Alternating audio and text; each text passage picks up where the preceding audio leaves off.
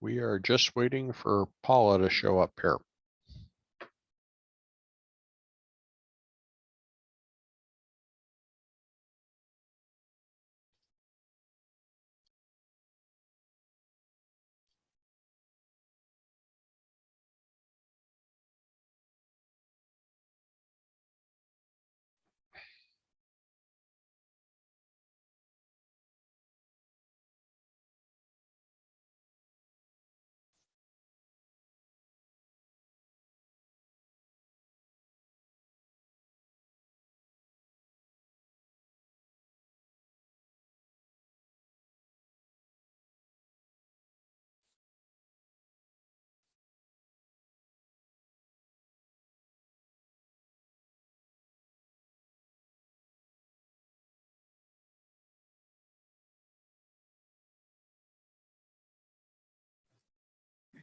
It's okay. I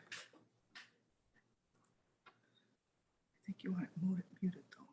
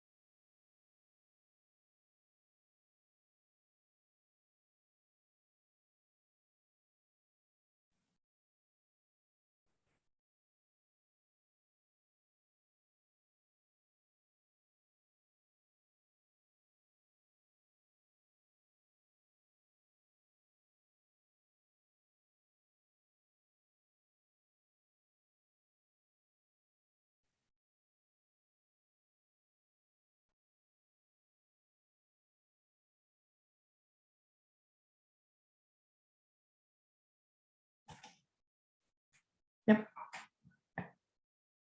Sorry, guys, we're having technical difficulties. Can everyone hear me? Yep.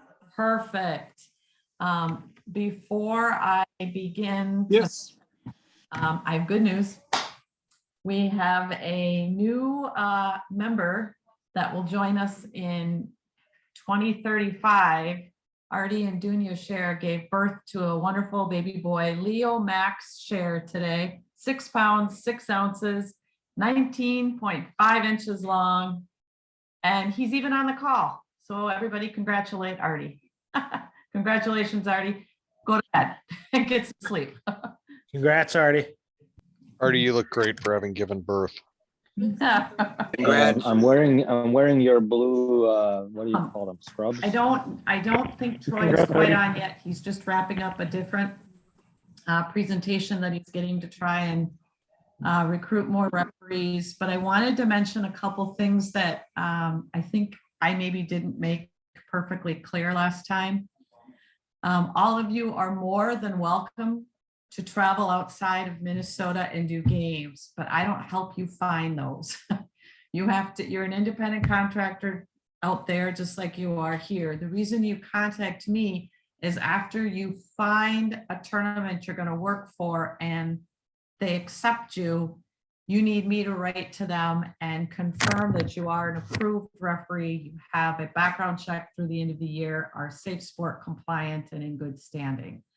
So the only time you'll hear from me saying, I want you to go somewhere is if I'm acting as an assigner and I'm sending referees to a specific event. Otherwise, you need to find the tournaments that you want to work for and then email me for that permission, which you'll get as long as you're registered and all of your requirements are done. Tonight's topic is on fitness, and I asked Troy to give us some advice here, and he graciously offered to do a whole presentation. This is going to be really important this year, guys. Our numbers currently are 65 to 70% behind last year. And at this point, it's going to be challenging for assigners to find more than one referee per game, and many games will be canceled. This will mean that you are getting pressured or at least solicited a lot by assigners to do more and more games. And I'm not telling you you can't. What I'm telling you is everybody's a year older, and it doesn't matter whether you're 18 or you're 58, doing 7 games a week is hard on your body. And so if you are not properly taking care of yourself and fit and strong going into the season, you're kind of setting yourself up for a potential injury. And I would prefer to not see any of you injured. So with that, Troy, go ahead, and I think you can unmute yourself. Yep. And take it away. Paula, you're going to want to right click on Troy's box and make him the host.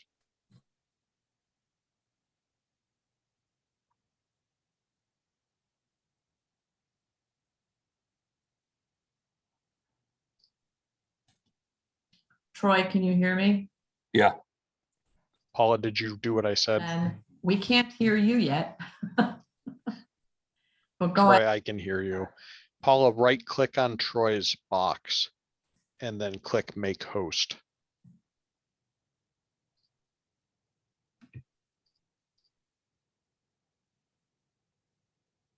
I don't think Paula's audio is working.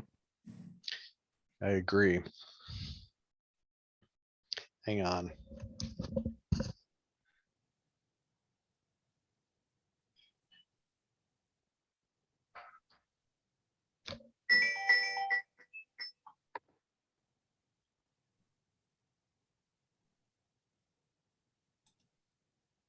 Okay, go ahead. So right click on Troy's face. Doug, can you hear me?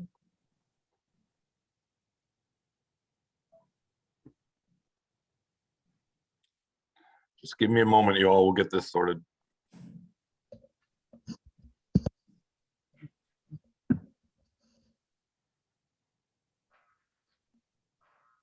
Paula, I need you to right click on Troy's face and then make host. Okay. Where'd he go? Oh, there he is.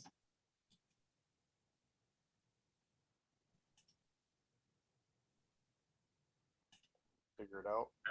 Yep, I think she did it. All right. Okay. So, good evening, everybody.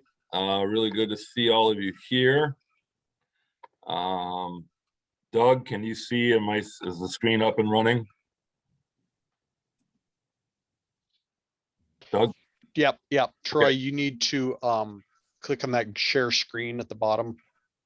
Oh, I did that already. Okay. I think I did. Can people not see it? No, Oh, here it goes. There you go. You are Okay, live. okay. Live, look at that. All right, everybody should be able to see Allianz Field, yes? And with that, I'm going to jump in. Paula has my permission to interrupt me during the presentation if you all have questions that you feel need to be answered at the time of me. You know how it is, you might forget it or it might seem like it's a good idea. So Paula will monitor the chat and I'll stay after, obviously, for questions, and we'll kind of walk you through. So I'm going to approach this tonight as I know kind of all of you are in different spots in your referee career. And some of you are looking to eventually move up to regional referee here in the state of Minnesota. Some of you are just looking to get better. I applaud that and love that about what you're doing. And I'm going to just kind of focus on the level right below national referee and where you aspire to. And basically where you aspire to is going to need to include fitness and training and a constant training. So before we go any further, I think it's good that we get the elephant out of the room. Many of you know me, and I think there are more than a few of you in here right now who are saying, well, Troy, you're a decent enough guy, but have you looked in the mirror lately? I'm not really sure you're one to talk to us about fitness. So fair. But with that said, I do bring some experience with me, and I've been a varsity track coach both distance and distance for 25 years. I know this world of running and training, and you'll see me there in another life, in another time, right next to a very short Chris Penzo. And to my right is a wonderful, wonderful man from St. Louis named Terry Valley. This was me then, and I had figured out fitness at the time, and I lived it, and it was part of who I was. So I promise you, I'm coming from a space of knowledge, and I've been there, I've done it. Clearly, as you see me now, I'm no longer doing it to that level, but I can help you, and I'm here to help you tonight get to where you want to be. But at the end of the day, it's going to take training, a commitment to that training, and really a lifestyle change if you want to head towards that national referee spot. So we'll talk kind of about that tonight and the hurdles that might stand in your way and how you can overcome some of them. And so this will be kind of what I hit tonight. I'm going to work my very best to be done before 7:30 so I can leave time for questions from you. And of course, you can always email me or call me if you want to chat about one of these, some of the things we talked about here tonight. But this is kind of what I'm going to run through and what I'm going to go over. And I'll just try to stay on task. And I promise I will read to you very little tonight.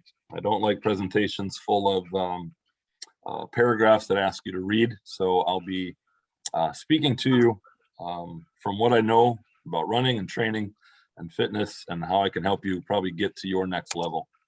So fitness first and foremost matters. It didn't used to. I'll tell you honestly, in the 70s, if you watch the pictures of our elite referees, it really wasn't the thing. Knowledge of the game, laws of the game, referee personality, those things mattered, but you cannot move any further without making fitness and a steady regime of fitness part of your day-to-day and week-to-week and month-to-month.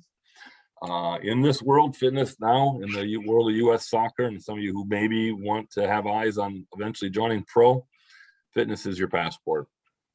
If you're not fit, you will not be looked at. If you travel out of state, maybe you're invited to a out-of-state tournament, the first thing that people will look at is your fitness. Do you look the part? If you don't, you won't get another look that tournament. I've been there as a national referee coach at multiple tournaments. And you look at the group and the 2 or 3 people who show up out of the 85 referees, like U.S. Youth Regional or Youth National Championships, the one that comes out of the champions of the youth regionals, nobody there looks anything but the picture of fitness. And if you're not there, you're not going anywhere. You're not traveling to any tournaments. You're not going to go beyond the state. It just is the ticket. Your refereeing ability and skill come next. But if you can't get to where you want to go to show off your skill because you're not fit, you're really going to be dead in the water. So it's how you move on, end up, and it's how you stay up. Listen, there are limited opportunities in Minnesota. Some NPSL games, a handful, USL 2, a handful, UPSL, a handful. They're not really the games that are going to get you noticed. And none of you are going to be invited to Allianz Field in the near future to work on MLS scrimmage or Open Cup match. And so if the opportunities are few and far between, but a few of them do come up, the selected referees are going to be the referees that are the fittest, and then the referees who can referee. And they kind of go hand in hand. So with limited opportunities, you can't afford to be anything but fit. Okay, I cannot stress that enough. I'm also going to tell you, if you're looking to move up, I need you to travel and be going out of state to other tournaments, to network, and to meet other folks and mingle with other referees and just make yourself better. You know, this guy, the picture's just a touch blurry. He'll be 51 this year into March. Second oldest referee in the EPL. Say what you will about his referee ability. Some of you have ideas. I was not about to put a picture of Mike Dean up here because I think he's a horse's ass, but I'd put this guy up any day. He's a good guy, and look at him. He's going to be 51, and he looks like he's 21. And he didn't, even 6 years ago, he didn't look this fit. He's worked hard to stay in the game at this level at 51. Fitness was his passport to stay up. Okay. So I want you to think about what you should aspire to be in terms of fitness and where you want to be. So I'm not going to get into diet in an incredible detail. Actually, if you ever want some help with that, if you get extra serious about this, Danny Suka is a pretty good resource. But all of this stuff matters. Water, electrolytes, not just water anymore, but electrolytes as well. But water stuff has to get in your body first thing in the morning. Sleep matters. The stuff they're doing with sleep and the science of sleep and the body's ability to recover is huge. And what you put in your body is probably the most critical of these bullet points here. Obviously, days off and rest days in your training are good, but what you eat cannot be stressed to be more important than it is. If you're new to this is what I'm gonna put up there for you. Try to think about approaching your diet from a 30-30-30 level, right? 30% carbs in a day, 30% protein. I'd probably amp that protein up a bit to 35 and 30% fats. Try to just find a balance. Begin to really, as you start to move toward being a regional referee, start thinking about food and what you're putting in your body and start working on trying to find a balance. And among these foods and sorting them out as you eat, meal planning, and and starting to cut out foods that don't fit in this category, fast foods and things like that. But the trick here is to be healthy about it and to be smart about it. So if you don't know and you want to do more than this 30-30-30 rule, this is just a good starting point. Contact a dietitian, be smart about it, seek help. Don't make uninformed choices in this area. This 30-30-30 comes directly from my doctor. It's just it's what he recommends to people. So I'm passing it on to you. I think it's a good place to start. And a lot of what I'm giving you tonight is a good place to start and kind of where you can go from there. So I'll call it the new standard, though it's probably been around the basics of this new test since 2010. But let's talk just briefly about the old, and I'm going to kind of share a horror story with you, or my own horror story, I guess. The old test was the Cooper that was in existence forever, from the 90s, maybe even before the 90s on into 2000, probably 2008. you'd go to national camp or you'd go to a regional camp trying to get to nationals, you'd be asked to run 12 minutes. And the expectation was you could do 3,000 meters or just under 2 miles in those 12 minutes. You'd get about a 5-minute break. Then you'd have to run a 200-meter sprint, a 50, and then a 200-meter sprint and a 50. And those were timed at about, it's been a while, I can't remember. 200 was right around maybe 28 or 29:30, and the 50 was right about 7.5-ish seconds, somewhere in there. Pass that test and you were allowed to stay, move on, take advantage of the situations that came your way. But the Cooper test has been old and it's really was outdated while we were even using it. And US Soccer at that time figured out with the referee committee that and they needed a new test. And as everything was evolving, we end up with this new test, which is designed to do the exact opposite of the Cooper test. The new test is designed to mimic the work you do on a field. Now I'm going to talk about this new test in basics. You'll start the test with 40-meter sprints, 5 of them in Minnesota. If you're shooting to become a regional referee, I'll talk later about the times for that. But it will be 5 40-meter sprints. You'll sprint one, come around. We use electronic gates. So there's no cheating. When you pass through the gate, the timer starts. When you exit the other one, the timer stops. You'll do one sprint, walk back, wait a little bit, do another one. You hit all 40 of these or all 5 of these 40-meter sprints, and then you set up on usually a track, and basically it is 40 different runs, and a run is going to be classified as a 75-meter run and a 25-meter walking recovery, and you do that 40 times. It's basically 10 laps around the track, 4,000 total meters, where the Cooper was roughly, with the sprints, about 3,500 meters. This one's a beast. This test is a beast.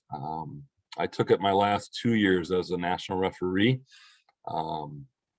And this thing is a mind game as well. You've got to be prepared for kind of the mental battle of this, because you're on the track. It seems like forever. And I'll talk to you about the times on the 75-meter and the 25-meter, but it's a monster. So the 40-meter sprints right now in Minnesota to become a regional referee, where Paula will say you've passed the test at a level that works for us in Minnesota. Male referees and ARs, as well as female referees and ARs, all go at 6.2 seconds per 40-meter sprint. They've done a ton of research on this, and they've found that people who try to come in at like 5.6, 5.5 seconds per 40-meter sprint end up putting enough load on their body that they struggle significantly with the longer portion of the test. So a lot of guys I know, a lot of girls I know who take this test at this level shoot to come in at about 6, 5.9, 6, 6.1.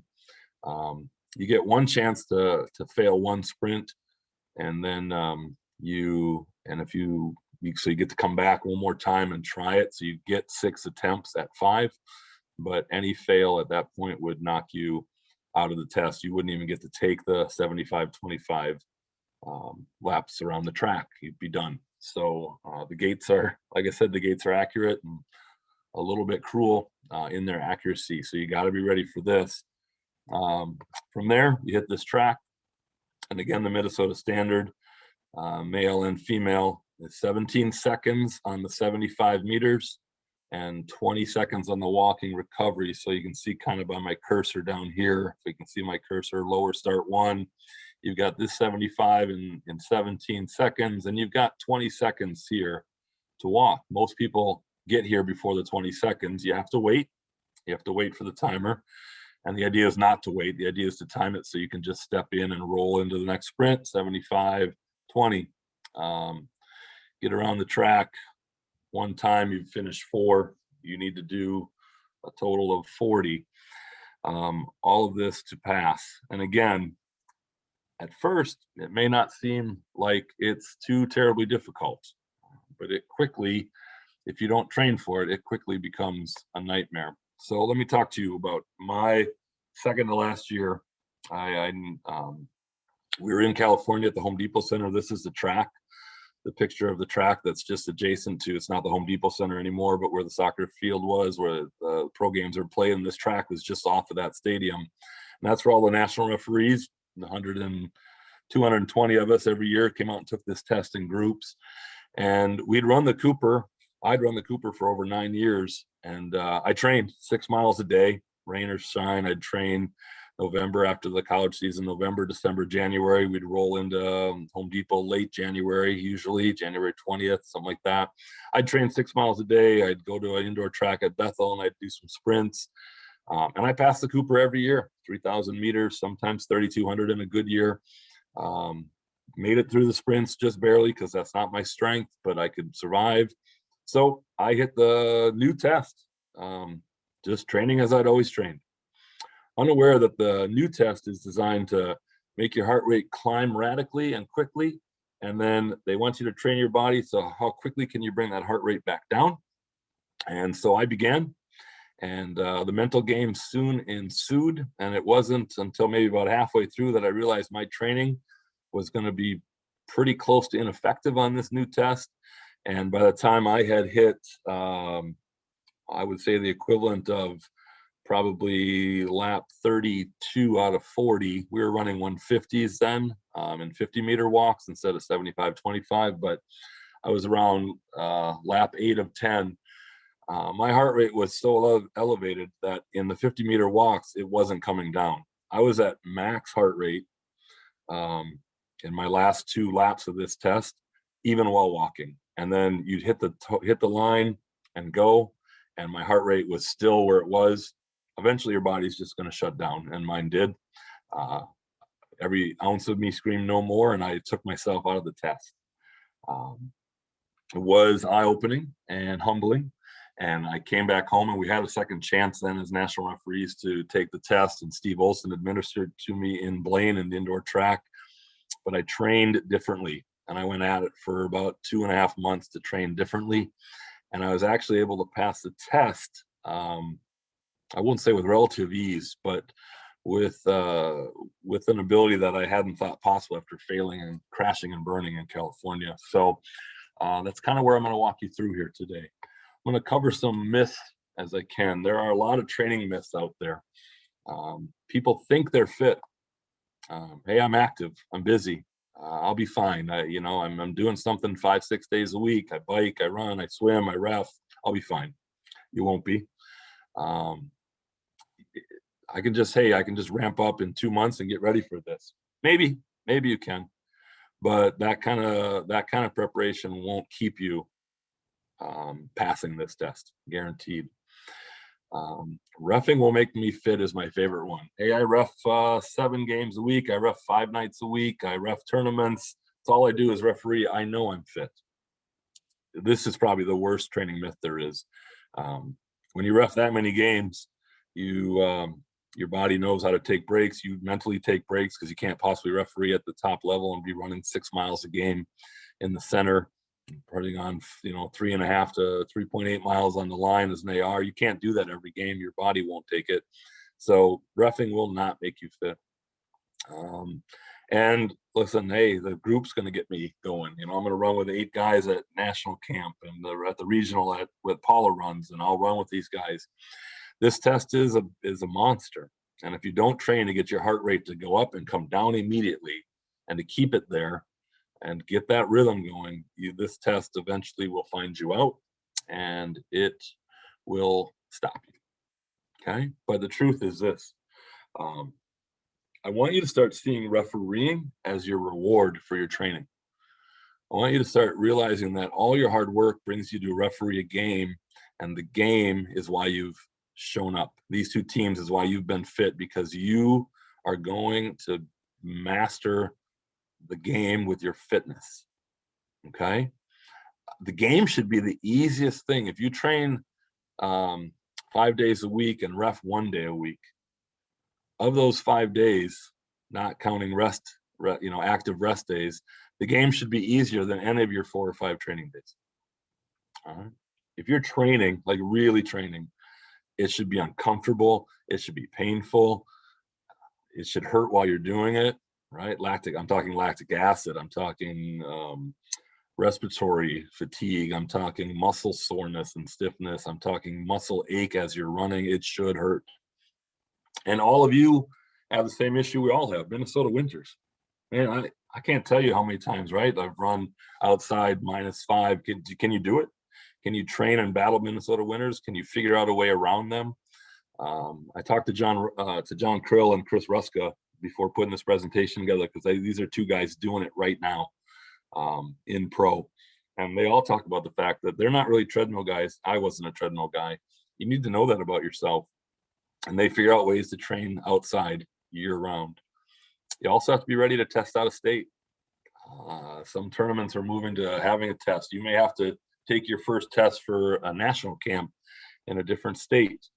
Are you ready for the travel, the fatigue that puts on you, the airplanes, altitudes? What if you're going to take your test at a different location, right? My first year national camp, we took our test in Phoenix, and that morning it was the morning of the test. It was 45 degrees in February. The guys from Minnesota, we were all ecstatic because it's what we're used to, but the guys from California and Florida were dying, right? Because they weren't necessarily ready for it. But the inverse can happen too, and you can end up in massive heat where us cold climate guys are used to chillier temperatures, and suddenly we're not going to acclimate that fast. So your body has to be trained beyond the test in order to handle all these other little speed bumps that come your way. All right, we're going to Hey, talk Troy. quickly. Yeah. Yeah, question from the group. How do you train your heart rate to come down quickly? If that question can hold, I'm going to talk that through. I'm actually tonight going to share with all of you a 6-week workout plan that you could all do that will incorporate some of those training techniques. And I'm going to talk through 2 very specific training techniques that you can do on your own that'll train your heart rate to do that. So if that person can hang tight, I promise I'll get there. Your body is an amazing, efficient machine, and it adapts quickly. So I want you to remember that. And that's why you can't just go run 5 miles a day every day, because eventually your body will adapt and learn how to shuffle resources around. So you've heard all these talks about like muscle confusion and the different kind of total body fitness work. That all comes out of this idea that you've got to be doing different things constantly to keep your body kind of growing and maturing within its stores. So we're going to talk a little bit about, we'll talk about aerobic training. This is training that you just uses oxygen. Everybody has about 10 seconds of aerobic energy in them before the body goes somewhere else. So I look at like a 400-meter runner in track. We tell all our 400-meter runners, because 1 lap around track, it's a long way and nobody does it in a full sprint. But we tell all our 400-meter runners, the first 100 meters, you should be all out. Don't hold back, because you have aerobic capacity and you can run for 10 seconds and do no damage to muscle stores of energy that are waiting for you. And then you can start to use those up on the backstretch, right? So we'll talk a little bit about aerobic, a little bit about anaerobic. This is where energy doesn't come from oxygen, but it comes from muscle stores. Anaerobic training is done in short bursts, and that's a lot of what I'm going to talk to you about tonight. Interval training is the kind of the easiest way to get your body to develop and develop quickly. Interval training has been seen now as the fastest way to get you fit. So I'll talk a little bit about some of those interval trainings in both long runs and short sprints that you can do. And I just need to make sure you understand this idea of reps and sets. That plan I share with you tonight that comes from my background as a varsity track coach, we'll talk about reps. So if it says 3 times 5 200s, the 3 is the sets. So you're going to do 5 200s. That's going to be the repetitions, and if you do that once, that's a set. And so this workout would ask you to in 3 different settings do 5 200s at 28 seconds with a rest that I would prescribe for you. Okay, so this is just kind of the example I wanted to run by you. So we'll talk about the most important questions. Really, you got to know who you are, right? The English like to chant, "Who are you?" especially when Arsenal scores and beats somebody that's not as good as them. But we'll talk about more of that later.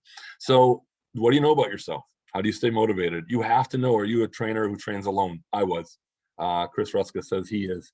And John Krill says the same. But there are guys like other guys and ladies that I know that referee at the highest level that like to train in groups or with a couple people. You got to know that about yourself. I varied my training a little bit. When I needed help on the sprint training, I would get a group of guys together because I needed some help, because that was really my struggle. But come to the longer runs and the interval work, I did it all on my own. Know who you are is a makeup of muscle, right? If you're fast twitch, it means you're a fast twitch person with fast twitch muscle. Means you are an out and out sprinter. You're made for those slow bursts. I'm a slow twitch person. I could never catch a fast twitch person if I tried. My muscles are all slow twitch. Some of you've seen me run on the field, you know I'm slow twitch, right? I can go a long ways over a long distance of time, but I'm not fast. So since I know I was controlled by slow twitch, I would train a little harder for the sprint portions of the test, like the 540s of this new test. I would train for that a little harder because I wanted to make sure I was ready for that. But the fast switch guys that I worked with, they were always worried about, like when we did the Cooper, they were always worried about the 12-minute run, right? Because they weren't made for that, and that was painful for them. And we all had our own enemy on this. So train hardest for your weakness. If you're slow twitch, train hardest on the sprints. If you're fast twitch, train hardest on that kind of that hammering of that distance run. Okay. So you should be training for now 45 to 60 minutes a day. This does not include warm up and cool down. I'd say 4 to 5 days a week. As you get into pro, they're going to start to tell you that your training is going to take 1.5 to 2 hours a day. But these are guys and girls with a lifestyle choice who are in pro doing it. And so they're going to do more. But if you can be around this range right now, it'd be a good goal to hit. And then on the off days, seek active rest. That can be a walk, that can be a bike ride, that can be paddle boarding, just something that gets you moving, but doesn't take a beating on you. So kind of want to keep you in this realm. I know not a lot of you young guys are here yet, but this quote was told to me when I was in my mid-30s, still as a national referee. So strength training is a must. I want you to live for strength and for power. I'm not great with weight training. It's not something I'm would consider myself a real expert in, but there are plenty of people out there, probably people in this group who know weight training, and let's lean on each other a little bit too. But strength training definitely has to become part of your regimen, okay? Especially as you get older. You just can't do nothing and expect everything to kind of stay the same. Let's talk about 2 MLS refs, one still current, I believe, with Kevin Stott on the left, and one retired AR, Kermit Quisenberry. Look at Kevin. I want you to see Kevin's shoes. He was one of the first MLS referees, and this might have been back as early as 2002, 2003, that I started to notice he no longer trained in standard soccer shoes. You can see Kermit on the right there's in the Copa Mundials. But Kevin moved pretty quickly to kind of a running shoe. He figured it out. You only get 2 feet, and you got to take care of them, and the pounding of the joints on your knees and your hips is dispersed by a running shoe. Now, obviously in rain and mud, they don't serve a purpose, but in these days of turf, it's there. And another quick word about shoes, spend some money on your shoes, on your training shoes, your running shoes. Please don't be out there buying these knockoff $40 shoes that look really cool. I'm telling you right now, they're not going to last. You should be spending, in my opinion, and in my experience, you should be spending upwards of 130 to 150 bucks for a pair of shoes. And even then, those shoes have roughly 300 to 500 miles in them before they are no good. So you need to be tracking your mileage and figuring out when your shoes have been done and dusted and when you have to get rid of them. I don't know Kevin Stott personally, but I've watched him ref forever. I've heard him give talks at national camp. He's one of the most self-reflective referees I've ever heard. And he is a lot we can learn from him. Now, Kermit, on the other hand, I know I work tournaments with him as referee coaches. And he and I have talked, and he said to me, he wishes that he would have figured out what yoga was all about.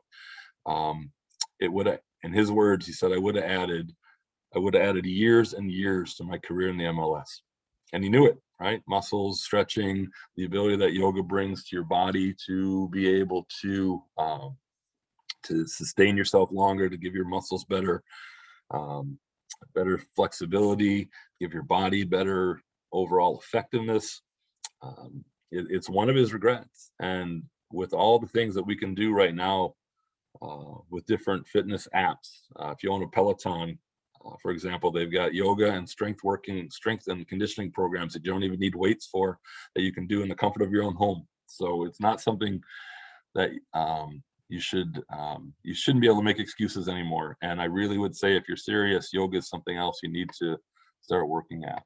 So I will provide this workout plan with you. I'm going to just quickly see if I can. So I've copied it here, week 1, I put 5 days in it, and it goes through week 6. Now, they're not supposed to be 5 days in a row. You should be working on rest in there as well. It starts off slightly, assuming a slight lack of training from you, and then moves itself into some more rigorous training. I've tried to put in so this interval run. So let's say you're going to go on a long, slow and easy run, maybe 40 minutes, depending on where you are. And then in the run, pick a point in your run and sprint to it. Like when I'm out in the country running, I would do this with telephone poles. I'd run 3 telephone poles and then sprint to the 4th. And do this every minute or so, every 45 seconds in the run. And as you get better at this, the pace of your base run increases and the pace of your sprint increases. But the trick is, when you finish your sprint, you come back to the pace you were running at. So if you're running a 7-minute mile and then you sprinted for 50 yards, when you're done sprinting, you come back to that 7-mile pace and hold it. So things to think about there. There's hill workouts here. We'll ask you to find a hill, something accessible. There's some stair workouts. And then I put in a bunch of target times. This particular run here is a beast, but I made it day 1 of week 3, because why not hurt yourself on day 1? So I said, let's run 400 meters at 80 seconds here. And then there's a 1-minute rest between each run. Then let's do a 300 at 60 and a 200 at 40. Then we'll take a 5-minute break. And now we're going to drop the times. We're still going to do this same scenario, 4, 3, 2. But I've also put the pacing in here for 100 meters, so you can track yourself every 100 on your watch. So you should be at 17 and then 34, right? And then 51 seconds. So you'll be able to take a 5-minute break, and then let's speed it up again one more time. This one would be a bear, but it's designed to kind of cause some pain. But then I put in some different runs here as well, a couple rest day runs as well, 600 intervals, some stairs. So I'm going to set you loose on this when I send it to you, either today or tomorrow at some point. I'll speak with Doug about how I'm going to get it to you, and you can kind of work yourself through this routine. I explain what a broken 400 is here, so you know what to do, and you have times. I put times in everywhere, and I try to just pick times that were kind of mid-range. If you get to doing one of my workouts here and the times, it's too fast, you can't make the time, then adjust. If you don't make the timestamps, these workouts won't do any good. But these are the beginnings of getting your heart rate up and down. These are, even sprinters need to be trained to endure, right? Not like, obviously, distance runners train heavily for endurance. This is kind of the endurance for sprinters, long sprinters, the 200, the 400 runners that we're trying to train. But if we jump to this broken 400, where you run a 200 at 28 to 30 and you walk 100 and then you run 100 at 10 to 12, and you do this, you know, maybe you're doing sets of this, or these 3 sets of 3 200s at 30 to 32. But if this first set of the first 3 200s that you're doing, you come in at 30 and then 36 and then 37, then this isn't going to work for you, and you need to readjust. So the next time you come do this workout, or in the next set, say, okay, I'm going to do my next set of 3 times 200, but I'm going to hit 36 seconds. I'm going to make sure at the 100-meter mark, my watch is beeping 16 seconds, so I know I'm on pace. Or the other way around, too easy for you. If it's too easy for you, drop it, right? If 30-32 is too easy, maybe you can do 26-28 for your 200. So it's kind of be up to you a little bit, but this will be here for you. It'll be shared with you. And I hope it helps. I've kind of combined all the training I did with my state relay team, my 4x4 state relay teams that we did with them that worked. And it's the beginnings of getting that heart rate to come up and down. But for those of you really ready to train, and again, I'll make this slide deck available to all of you as well. I'm just figuring out with Doug how we want to do this. Let me walk you through in our last little bit of time here together. I'm at 8:16 right now. Something called MAS, or maximal aerobic speed training. So there's that term aerobic again, where you're training at short bursts and getting the heart rate to spike and then come back down. So I'm going to be doing a little math here. And so the idea here is you're traveling at minimum speeds required to get the most oxygen consumption we can.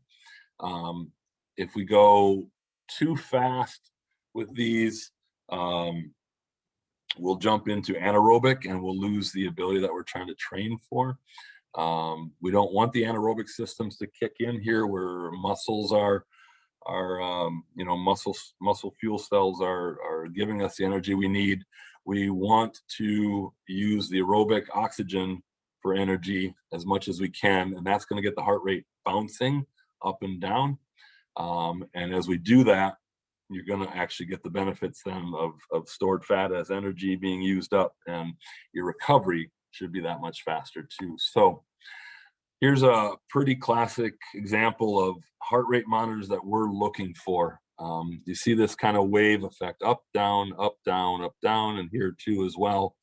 So here is the heart rate peaking, but it quickly comes back down. How quickly can we drop it? And the more training you do in these MAS runs, the more effective, and I would say the quicker your heart rate is going to adapt. Remember, I told you the body is one of the most efficient machines that I've ever come across, and to watch it adjust and make changes and get stronger is truly amazing to watch. And so we're looking to do this to your heart.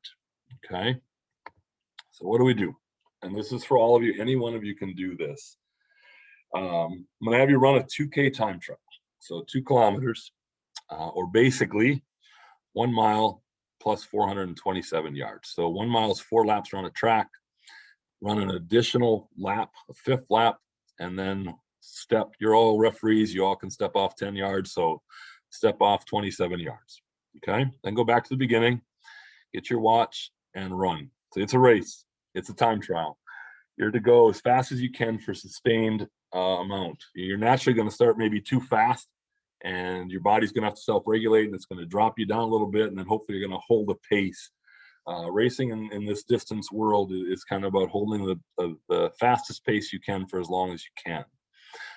So eventually, once you finish your 2K time trial, you're going to get a finish time. Now, the times I'm using here are really fast. I don't expect you to come through this fast, but the math works out, so we go. Okay. Again, this will be made available to you, so it's not like you have to memorize it right now. So let's say we finished our time trial in 7 minutes and 30 seconds. All right. We take the total distance of our 2K, which is 2,000 meters, divided by the time to complete it in seconds. 7 minutes 30 is 450 seconds. We went 2,000 meters. The answer we get then is 4.44 meters per second. That's how far we travel in 1 second if we're running at that MAS rate, okay? That's us at 100% MAS, meaning in 2 seconds, we can go 8.8 meters, right? So let me now put this into context for you, okay? So you'd figure out your own time trial in seconds. The meters is going to be 2,000 for all of us, but our times are going to be different. So figure out the seconds and you'll come up with your own. Again, 4.44 meters per second is smoking fast. I don't expect you're all going to be here. Doesn't matter where you are, as long as you can derive this number. I'm stealing this straight from Pro, by the way. So just in case you're kind of wondering where this information came from, let's loosely use the word stealing. Borrowing's maybe a better word. So this becomes our baseline for the workout. And if 4.4 is us working at 100% MAS, right? In 15 seconds, you'd be able to cover roughly 66 meters. That's still you at 100%. Now, there are workouts I'm going to throw at you that are going to ask you to work at 90% of your MAS or 50% of your MAS. 50% of your MAS would be 2.2, right? So the math is pretty simple. Again, I can help you with this. If this is something you want to tackle in the next couple of weeks, I can help you with some of this as we go. I'm going to put 2 workouts in front of you. One's called a long interval and one's called the grid workout. So let's look at the long interval. If you can see down here, we're going to work at 80 to 90% of our MAS, which is at 100% we know is 4.4 meters per second. So let's say we're going to work a long interval. 80% of 4.4, you can do that simple math, I think, means you're going to work at 3.5 meters per second. That's your 80% work rate. So you'd cover about 210 meters at 60 seconds, okay? You can see in this third box in here, we're talking that this workout takes anywhere from 1 to 3 minutes in the interval. Okay, now this is, the long interval means this is a long ass run. And you're going to be out for a while. So easily could be 45 minutes or longer. And you're going to put some real work in here. But if 80% is 3.5 meters and our rest rate here is at 50, then that's 2.2 meters per second. So that same rest time of 60 seconds, this is a 1-to-1 ratio. So if we work for 1, we're going to rest for 1. If we work for 3, we're going to rest. The trick here is rest is still running in this long interval. Rest is still running, but you're running at 50% of your max MAS. So that means you're going to cover 210 meters in 60 seconds, and then you're going to jog, and you're going to cover 132 meters in 60 seconds. And as soon as you finish 132 meters, okay, get as close as you can, you're going to jump back to 210, back to 132. All right. We're going to do 3 to 5 reps of this, and we're going to do 2 to 4 sets. We're going to rest in between each set 2 to 4 minutes. That is standing rest. Okay. But the reps then, we're going to do, maybe we're going to work ourselves through, I would set up for this long interval, I would set up a time. And I'd say that my rep is going to be however many of these I can do in 4 minutes. Okay. And after 4 minutes, I'm going to stop. And I'm going to now be between sets. I'm going to rest 2 to 4. And I'm going to do maybe 4 sets of 4 minutes. Okay. Or it's 3 sets of 5 minutes, something like that. You can kind of pick and choose as you go. So this is the long interval. It will train you to get this heart rate up and down automatically. And you can mess with these. You could work at 90%. If you wanted to rest and creep your rest up here to 60%, you could. You just got to refigure out the math. You can see for this long interval, a track is probably the most appropriate way to run it, but you could you could set it out in a park or something like that as well. And then you could buy one of those really inexpensive meter measuring walking wheels and set out your time, a little bit of cone work too. I just think at the end of the day, a track is it's a little easier to be visually able to see what you need to see. So this would be the long interval. I'm going to go here to the grid workout. This is done at 100. Well, it says 95 here to 105 of max rate. So I'm going to say, let's figure this in at 100%. So 4.4 meters per second. Our rest rate, again, it's a jogging rest, is 50 to 70. All right. Though we're going to work, it's up to you. We're going to work for 15 seconds or up to 30 seconds. And our rest is 1-to-1 here as well. So we're going to rest for 15. If we work for 15, we're going to rest for 15. Okay. Here, 3 to 8 minutes of this grid work equals a rep. So I do 5 reps and I do it at 3 minutes, that's 15. And I do 3 sets of those, means I'm working out 45 minutes. So you may want to stay on the low end of things here. Okay. So in 15 seconds at 4.4, we've already covered, you'd be able to cover 66 meters. Okay. The rest, let's call the rest 60%, which would be 2.6 meters per second. So you'd cover 39 in 15 seconds. So here's the grid. So I'm going to just go back for 1 second. So we're saying 66 on the long side and 39 on the short side. So this is 66, this is 39. 15 seconds, however, and here's the key. You have to wait for the start. If you get here in 12 seconds, you can't jump into your 39-meter rest. You have to stay here and wait for the time, the 15 seconds to end, and then you go here, 39 meters. If you get here early, again, you have to wait for the 15 and then kick into your 66 and come across. And eventually the idea is you get so used to this timing of this and the pacing that you're coming here within a half second of the beeper on your watch and then moving again. Okay. Again, this is running rest, but it's at 50 to 60% of your MAS. This is the harder work, right? And again, you're just repeating. You don't need much space. 40 by 60 grid in any park will do, set up with cones. Walking them out is fine at that distance. Sometimes it's easier to have a wheel, but you would, if you do these 2 workouts, interspersed with some of the other stuff I've thrown at you, like hills, stairs, those sprint workouts I have for you, you are going to find yourself training your heart to come up and come back down quickly. And whenever you want, John Krill does the test once a month, no more, but he does the test once a month just to check. And in his words, the test is easy, the training is difficult. So I think I've thrown a lot at you tonight. That's why I know we want to leave some time for questions, and boy, it's pretty close to the end there.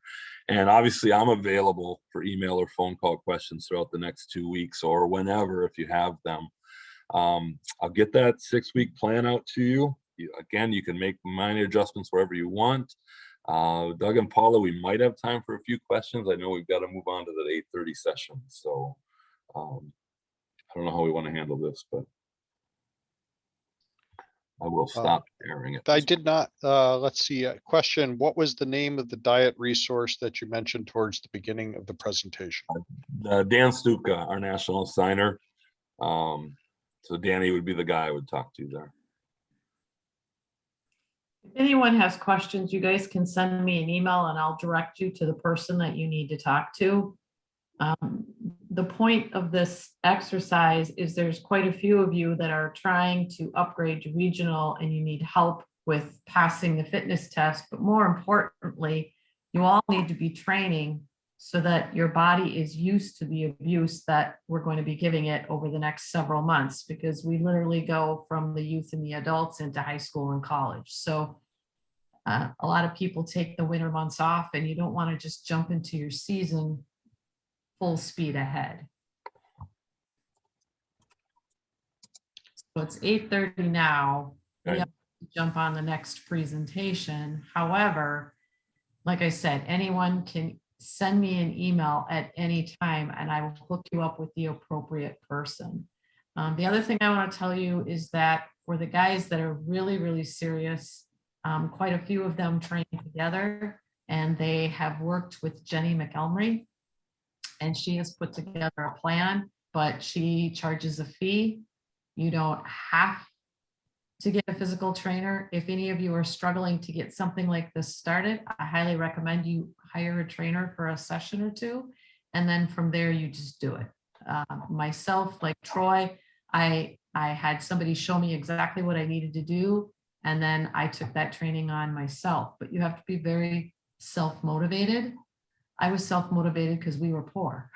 So that was the reason I did that. Al Harkreiter is another really good resource. I see his face on the screen because his wife is a personal trainer and he's benefited from her advice and help. So the FIFA club, when they meet, they talk about nutrition every single class. I can't stress enough that you need to be eating correctly. You need to be getting rest. If you are mentally tired, physically, you will have a hard time performing. And if you're physically tired, you will struggle mentally. So this will help you just in your day-to-day life. Thanks everybody for jumping on. And our remaining sessions are all more video driven and recognizing situations on the field and how we use FIFA considerations to make decisions. If you go to our documents page, you will see that Doug has the latest FIFA considerations there for you to download and take a look at. It's a good idea for you guys to start reviewing that before we do the last 3 classes. Any other questions or concerns, let me know. Otherwise, thanks for coming on and we'll see you in a couple of weeks. Bye. Troy, I think you've got the stop presentation button at the bottom. Okay, the end or the stop presentation? Whatever, it says end presentation. Okay, ending it all for everybody. All right, thank you. Thanks for listening, everybody.